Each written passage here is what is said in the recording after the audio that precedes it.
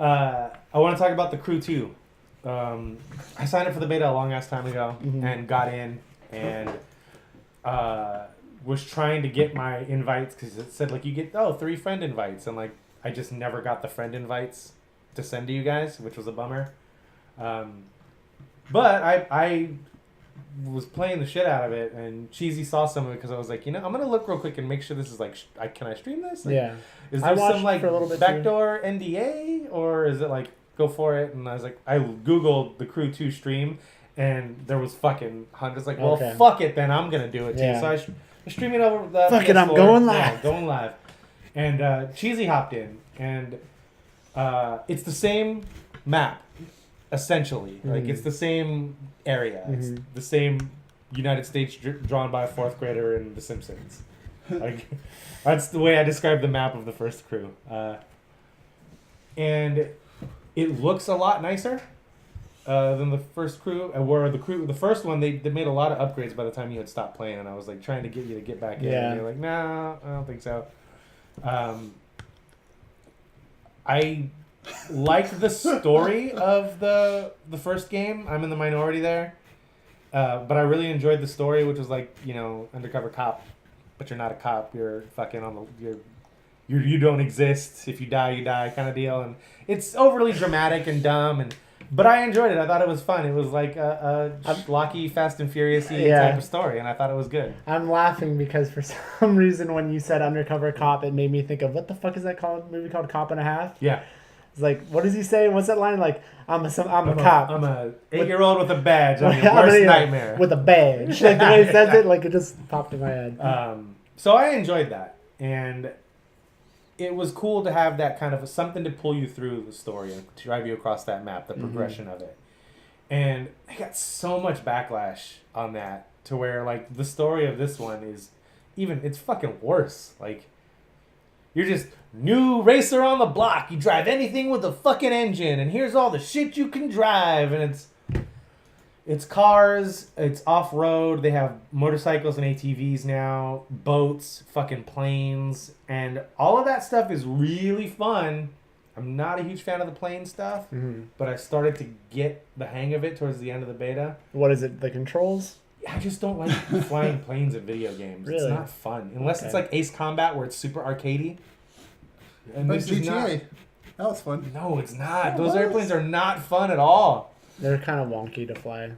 And did you ever play Pilot Wings? Yeah, Pilot Wings is good. Yeah, I mean, Wings. That was a different era though. Yeah, it was a different time. Yeah. But I really enjoyed it again. Like, it was like, oh yeah, fucking driving around this fictitious America. Went into Vegas. She saw some of the Vegas stuff. Cool. Cheesy was everything in there. I saw some of when I was doing the Vegas stuff. It's funny to see the different names of the hotels that they have to use because they don't. I didn't notice that, but yeah. I'm surprised that's okay. Like to have the likeness be so spot on. Yeah. But I gotta say, like playing this beta, I was like, oh man, I love games like this. I love driving games. I really like the RPG aspect of the first game, where you get parts for you start off with a stock car, you get parts for your car as you win races and stuff like that, and this definitely had that. But it's even more like, instead of just random shit popping up, you have to drive into a loot box, and the box opens, and it's like this big flourish. I don't know if you got to see any of that. No, because you just checked out that for a second. Cheesy got to see some of that. But yeah, it's... And then like I got sidetracked driving to my next race, like, oh, fucking there's a loot box around. Or there's a thing, like, remember in the first game they had, like, the cars, the derelict cars that you could find? Yeah. And you find their parts, and after you get all their parts, you assemble the car and all that. And as you would get close, your radar would blip. And, like, in the beta, that happens. My radar started to blip, and I was like, all right, I guess I'm going to make a left here instead of going straight. And then it's loot boxes with rare parts for your car, or currency for the game, or shit like that. And I really, really enjoyed what I played of it, and it made me want it now. Cool. When is it out? It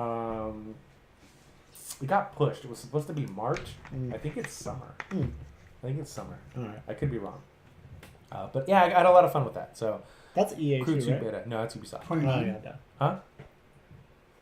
Oh no, it's Cheesy. Yeah. This month. Oh, it's this month. Okay. I thought it was all right. Cool. He also said he'll ride with you and flip some cars and shit. So Cheesy saw the funniest shit, man. Like, I had the chat open because I don't do the headphones with the voice thing. I leave the chat open, and so I'm driving, and I saw the thing out of the corner of my eye. I saw the thing move, and so I looked over, and as to see what Cheesy had said, and then I looked back, and as I looked back, I just fucking plow into a car, and the car goes flying, and I'm still going at 180 miles an hour, and Cheesy goes, "Yeah, fuck that car," and he clipped that sequence, and it was funny as shit, man. It's good stuff. It's wonky open world shit that happens in it. Yeah. But it was really fun, man. I dug it a lot. It actually made me go back, and I've been playing some Need for Speed Payback because that has a similar vibe with the open worldness and doing the challenges on the side like they had in the crew, which was like, oh, the speed test. Go through all these gates as fast as you can, and however fast, if you make it past the par time, we give you car parts. And in Need for Speed Payback, they essentially just ripped every aspect of the Crew 1 off, except for the gigantic map. It was a smaller map, so it looked a lot nicer. Yeah. And it was like, here's your cheesy Fast and Furious style story. Here's your RPG elements where you randomly collect loot for your car. And I gushed about it last year when I played Need for Speed Payback. That's like $20 this week, by the way. So if you guys are itching to play another driving game, you should grab Need for Speed Payback because it's totally worth it. Especially for $20. So there's that stuff again in this game, and like, I don't know, it feels really good. It feels like a lot tighter. It feels like what the finished product of the first game was right out of the gate, so it can only get better from there. And I didn't have any issues with the beta other than not being able to log in at the beginning. But like, frame rate was good. The cars they're fun. The boats the boat racing is like some of the most fun shit in that game. Yeah. I like doing boats and video games and stuff. I knew Cheese was giving you shit for saying his name as a pun. He's like, my name's trademark. Please don't use it as a pun. Thank you. Got you. I'm so used to hearing Cheesy during the show. Yeah. When you said that, I was like, what? And caught me off guard. But yeah, the boats are fun. I didn't get into any of the ATVs or motorcycle stuff, but the Baja style trucks are in it again. Those are fun. Like the cars feel good. They're fun. I like the races and everything like that. So I definitely would recommend it just based on the beta. Okay. And then my old ass games corner. I told you guys about 2 or 3 months ago I bought Bioshock, the collection. It was on sale for like fucking $5 or something. It was like, I'm stupid if I don't buy this. I have a history of Bioshock. I had it on the Xbox 360 when it first came out. And I played the first full thing to where... Spoilers for old-ass game, Bioshock. There's like a turning point where you're trying to help this dude find his family, and then the submersive that they're on gets blown up. Yeah. And that's as far as I made it in the first Bioshock, the first time I played it, because my Xbox 360 died. And I was like, well, okay. And so I got the return box, and then that one died and fried my hard drive. And I was like, well, I'm out. So I got the replacement Xbox, sold it to my brother-in-law, and then traded in all of my games that I had. Because I was like, I'm not going to replay all this shit. Fuck that. And I just went hard on PS3. And I was like, but I want to play Bioshock, so I'm going to rebuy Bioshock on PS3. But I want to play Skate, so I'm going to rebuy Skate. And those are the only 2 games I rebought for another console. Yeah. So I started playing Bioshock again on PS3 and got to that point again. And fucking, man, this world is cool. I love this vibe, everything about it. And then about halfway through the game, I got caught in a loop where it was like, oh, I need the atom to survive in this game. That's the way it felt. And to get the atom, you have to either harvest or save the little sisters from the big daddies. Yeah. And I'm not a fucking monster, so I saved them. You get less atom for saving them than you do for sacrificing. Yeah, I've only saved them. So, again, I'm not a fucking monster. So, but the loop I got stuck in was, oh, I need this. So before I do any of the missions in the level, I better just hunt around for the big daddies and the little sisters, save them, get my atom, boost up my plasmids, boost up my whatever I can with it, and then do the story aspect of the game. Yeah. So completely, it's like you're on this fucking mad dash. Like, I gotta get there. It's like, well, I need to take the first. I need to take 2 hours to do this loop so I can actually succeed in the game. And that's the way the game felt. Because up front, the game feels difficult up front. Once you get the hang of it, though, it's really not. Yeah, but again, the mechanics don't feel so good, so it's hard to get the hang of this. Like, it's wonky as fuck because, like, if you shoot a plasmid and then you go to shoot your gun or use your wrench, it all it does is pull it out. And then you gotta hit it again to use it. Yeah, And then if you want to switch back to your plasmid, you hit the button, and instead of just fucking shooting the guy, it's like, here's my hand. What do we do now, dudes? And it's like, it's wonky as fuck. And then it gets pretty hairy at points in that game. Especially when you get to, like, the vaudeville or the theater setting with that dude who's fucking an awesome character, by the way. It's like a John Waters style of character. It really is. It's so fucking good. I don't think I got that far. In it? I don't think so. Okay. Hi, Blue Jay. Blue Jay's here. Oh, what's up, Jay? So, and then I thought about it, and I was like, I finished Tomb Raider, finished Rise of the Tomb Raider. I fucking I exhausted everything I could possibly do in Mafia 3 because I went back and played that DLC that I had and forgot I had over the last week. And that added like an extra 20 hours to the game. Mafia 3 is a great fucking game, by the way. Yeah. And I was like, wow, let me get back into Bioshock. Let me play this. And then I remember hearing Giant Bomb podcasts back in the day talk about this. And everybody was like, oh, the world building and this and that. And then, like, after I'd stopped playing the game, like, a couple of guys had the same gripe I did, but I get pulled out of it when I realized the loop I have to go on. And I remember Jeff Gerstmann always saying, I never did that. I just played it with electric bolt and my wrench the whole way through. Yeah, you were telling. And you said that the other day. And I go, yeah, Jeff played that way. Like, maybe that shit's not mission critical. Maybe I'm going to go back into it and just play the game. And whatever little sisters I come across, I come across. And whatever I don't, I don't. And I basically played that game with the fucking electric bolt, the wrench, and my shotgun. And that was it. And it worked. And it worked. And I also decided I'm playing this to enjoy the story. So why am I going to put it on a hard difficulty? I just dropped the difficulty down. I was like, fuck it. Yeah. I want to enjoy the world and the discovery and the story. It's awesome. And because it's so good. It's so well done. But all of that gets fucking put on the back burner because the mechanics are wonky. And if you play it on a difficulty that's medium or higher. I played it on the normal way. Yeah, normal. Even then, like, you almost have to fucking find all the little sisters and save or harvest them. And especially if you save them, you've got to find way more if you save them because you only get half the atom for saving them that you do if you sacrifice them. So I just said, fuck it. I'm going to go into this thing like Jeff Gerstmann. I'm just going to electrobolt my wrench. And then and then a couple of times I was like, oh shit, I'm maxed out on the amount of atom I can have. I should probably go to the machine and fucking turn some in. Oh, I'm maxed out on money. I better go to the fucking machine and use some of it. So I did. And had like my shotgun up to level 3, my wrench up to level 3, and my electric bolt up to 2. So I was good to go. And there's a twist in that game, man, that is... You already knew about the twist. I knew about it, of course. It's totally different, yeah. It is fucking like... When Andrew Ryan goes on his whole... The difference between a slave and a man. Yeah. A man chooses, a slave obeys. Like, that whole fucking sequence is so well done for a game that's 10 years old. Now, you wouldn't even bat an eye at it. But 10 years ago, that was fucking revolutionary to have a sequence like that done that well.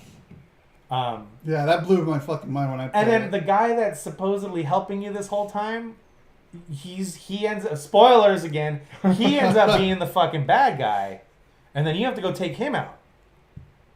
And the final battle is like something out of a fucking comic book. He's chained up to a machine that's just loading him with atom, and if you don't get to him before it fills up, he will fucking destroy you. So you have to shoot him so the IVs pop out of him, and then he comes and he tries to attack, and you got to take his health bar down.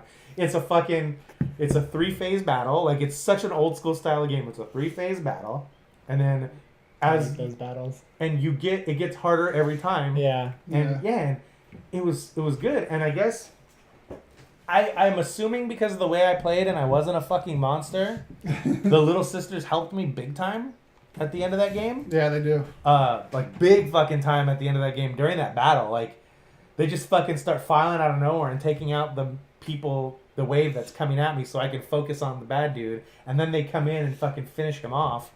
And then they help you escape at the end. So I don't know what it's like if you harvest all of them. I'm going to have to look it up. Yeah. Yeah, I'm not going to play it again. I'm going to play that again. No.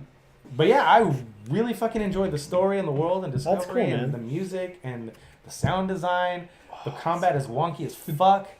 But Did you see fuck, what is it called? Shape of Water yet? no.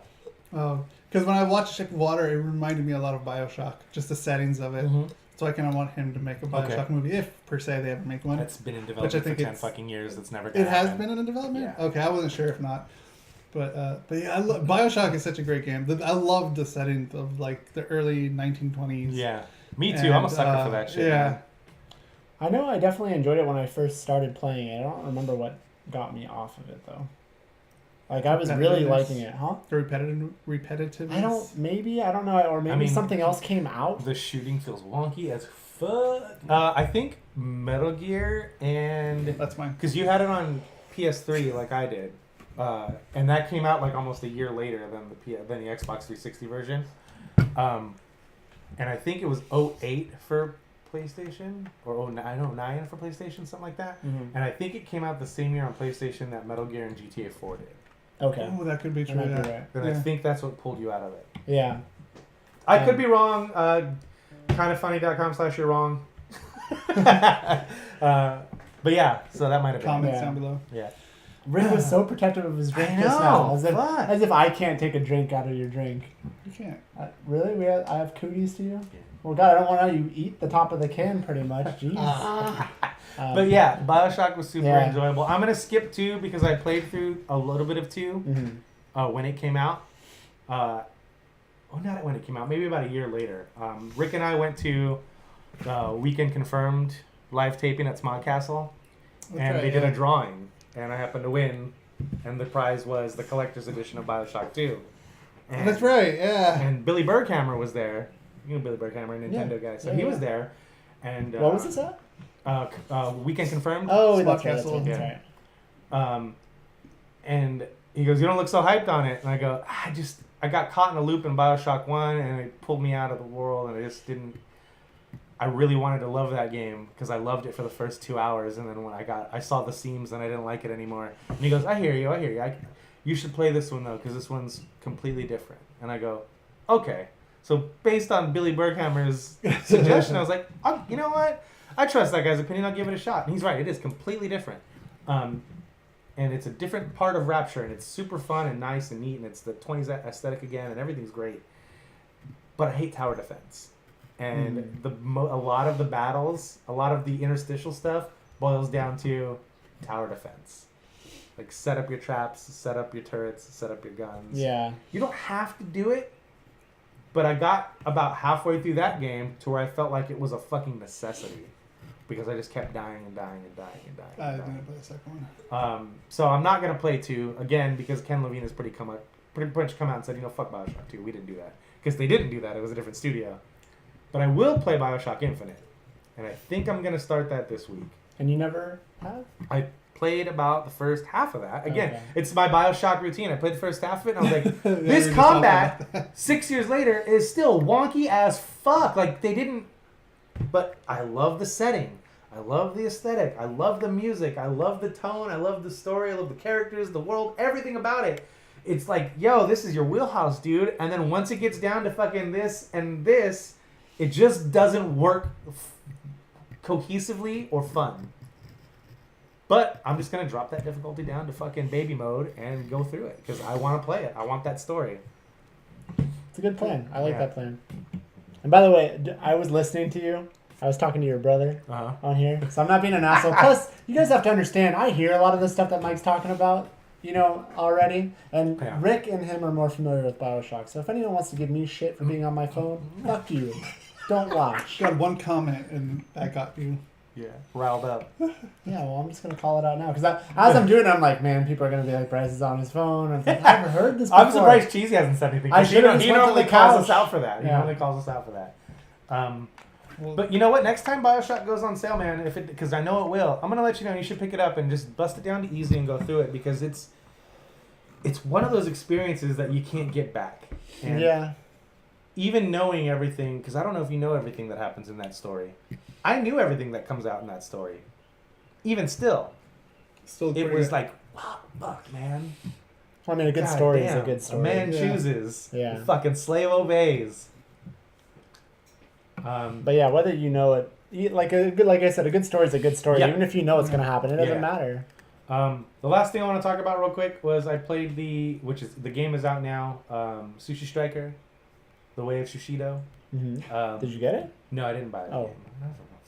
I'll explain right now. Yeah, I know. We already. It's a fun ass game, and I like it. But I thought it was gonna be more cook serve delicious than fucking match 3. Mm-hmm.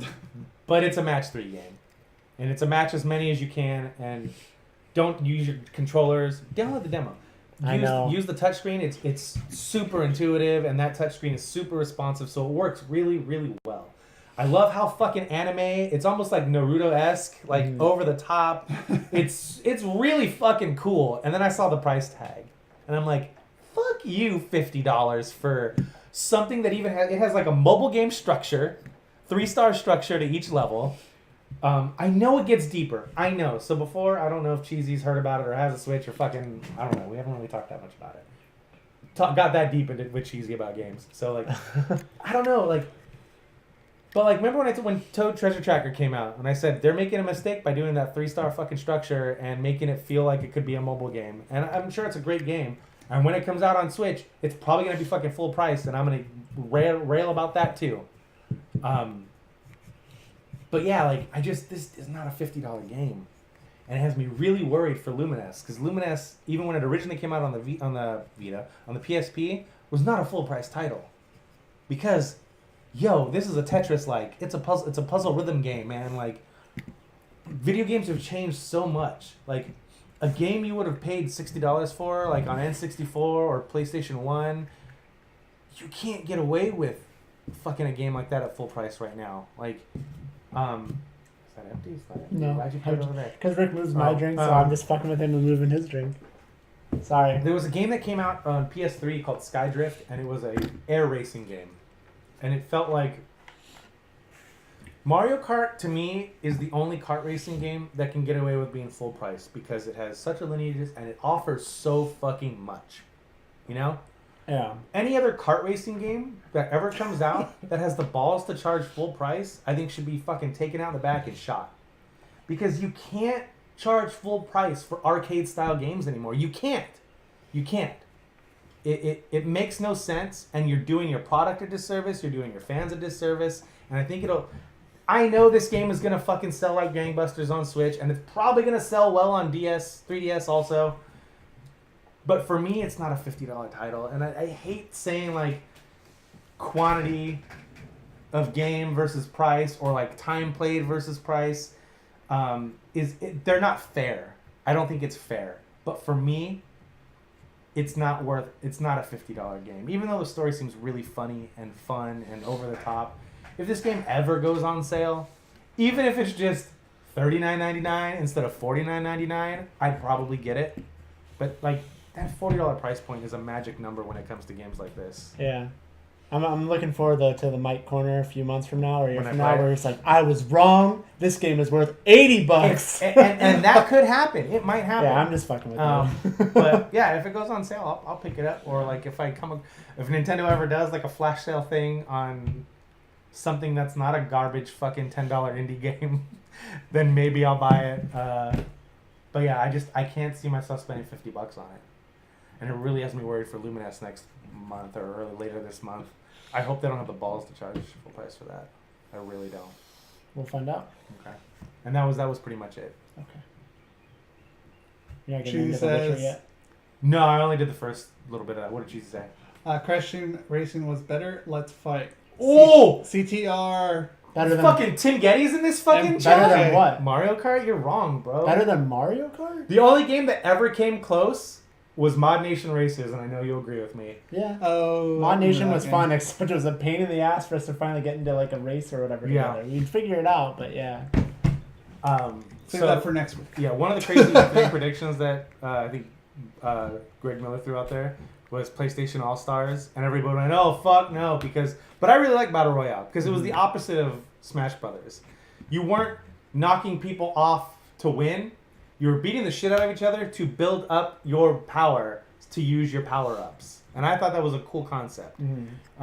So even when you lost in that game, it made it more fun. But Greg Miller said, PlayStation All-Stars, kart racer. And I was like, oh, that would be so dope. If you get United Front Games, then I remembered, oh, fuck, United Front Games doesn't exist anymore. God damn it.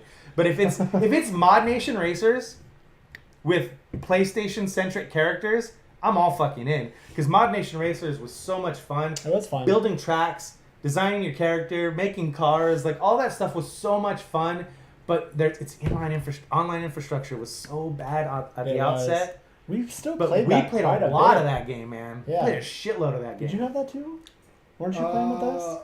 I think I had it. Yeah. I don't think I played there as was much. someone I else didn't playing play with as us, I Ben. didn't play as much though. Yeah. Yeah, we played. We definitely went on a. Back before it was cool to like Fast and Furious, I always made Paul Walker and his cars in that that's game, remember? fucking right. For some reason that used to drive me crazy. I don't know why. He's like, what are you doing? I'm like, I'm just fixing Brian O'Connor. Leave me alone. All right, Bryce, would you kindly take us? Take us home? Yeah, Take us home. I'm gonna take us home, but one word answer. Did you keep going on Bloodstained, or what's up with that? Yeah. Okay. Dude. All right. Dude, I got thoughts and feels and words. Okay. But I got to beat the game first. It would be Yeah. unfair to do it now. Yeah, we'll save them. So